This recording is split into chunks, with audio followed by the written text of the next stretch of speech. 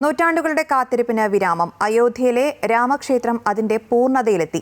രാമക്ഷേത്രത്തിലെ ധ്വജാരോഹണം പ്രധാനമന്ത്രി നരേന്ദ്രമോദി നിർവഹിച്ചു. UP മുഖ്യമന്ത്രി യോഗി ആദിത്യനാഥ്, RSS സർസംഘചാലക് ഡോക്ടർ മോഹൻ ഭാഗവത് തുടങ്ങിയവർ ഉൾപ്പെടെയുള്ള പ്രമുഖരും സന്യാസി ശ്രേഷ്ഠന്മാരും ചടങ്ങിൽ പങ്കെടുത്തു. 30 അടി നീളമുള്ള ധ്വജത്തിൽ ഉയർത്തിയ കാവി നിറത്തിലുള്ള പതാകയിൽ സൂര്യനെയും ഓം ലിപിയും കോവിദാര വൃക്ഷത്തിന്റെ ചിത്രവും ആലേഖനം ചെയ്തിട്ടുണ്ട്. കോടിക്കണക്കിന് വരുന്ന ഹൈന്ദവ വിശ്വാസികളുടെ ആത്മാർപ്പണത്തിന്റെ ശബ്ദമാണ് രാമജന്മഭൂമിയിൽ മുഴങ്ങിയത്. 2020 തുടങ്ങിയ ശ്രീരാമക്ഷേത്രത്തിന്റെ നിർമ്മാണത്തിന്റെ പ്രാണപ്രതിഷ്ഠ നടന്നത് 2024. ധ്വജാരോഹണത്തോടെ ഇന്നത് പൂർണ്ണതയിലേക്ക് എത്തി. പ്രധാനമന്ത്രി നരേന്ദ്രമോദിയും RSS സർസംഘചാലക് ഡോക്ടർ മോഹൻ ഭാഗവതും ചേർന്ന് ധ്വജാരോഹണം നിർവഹിച്ചു. സൂര്യൻ, ഓം, കോവിദാര വൃക്ഷം എന്നിവ ആലേഖനം ചെയ്ത കാവിപ്പതാക ഭാരതീയ സംസ്കാരം വിളിച്ചോതി ധ്വജത്തിൽ ഉയർന്നു നിന്നു.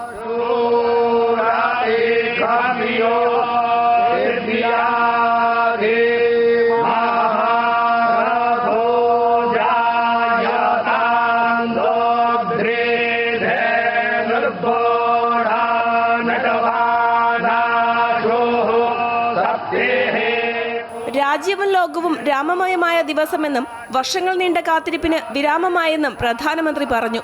ആര് വിചാരിച്ചാലും രാമഭക്തരുടെ വിശ്വാസത്തെ തടയാനാകില്ലെന്നും അദ്ദേഹം കൂട്ടിച്ചേർത്തു. राम यानी जनता के सुख को सर्वोपरि रखना, प्रजा सुखत्वे चंद्रस्य। राम यानी धर्म और क्षमा का दरिया, वसुधाया क्षमा गुणे है। राम यानी ज्ञान और विवेक की पराकाष्ठा. ധർമ്മത്തിന്റെ കൊടിമരമാണ് ഉയർന്നിരിക്കുന്നതെന്നും രാമക്ഷേത്രത്തിന് വേണ്ടി ജീവൻ നൽകിയവർ സ്വർഗത്തിലിരുന്ന് സന്തോഷിക്കുന്നുണ്ടെന്നും RSS സർസംഘചാലക് ഡോക്ടർ മോഹൻ ഭാഗവത് പറഞ്ഞു. राम राज्य का ध्वज जो कभी अयोध्या में फहराता था और संपूर्ण विश्व में अपने आलोक से सुख शांति प्रदान करता था. പുതിയ യുഗത്തിലേക്കുള്ള യാത്ര തുടങ്ങിയെന്ന് ഉത്തർപ്രദേശ് മുഖ്യമന്ത്രി യോഗി ആദിത്യനാഥ് പറഞ്ഞു.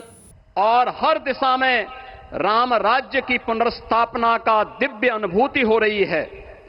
आज श्री राम लला की पावन नगरी आस्था और आधुनिकता की, आस्था एवं अर्थव्यवस्था के एक नए युग में प्रवेश कर चुकी है. രാവിലെ അയോധ്യയിലെത്തിയ പ്രധാനമന്ത്രി റോഡ് ഷോയ്ക്ക് ശേഷമാണ് ക്ഷേത്രത്തിലേക്ക് എത്തിയത്. രാംലല്ല ഉൾപ്പെടെ ഓരോ മന്ദിരങ്ങളിലും പ്രധാനമന്ത്രി ആരതി ഒഴിഞ്ഞു.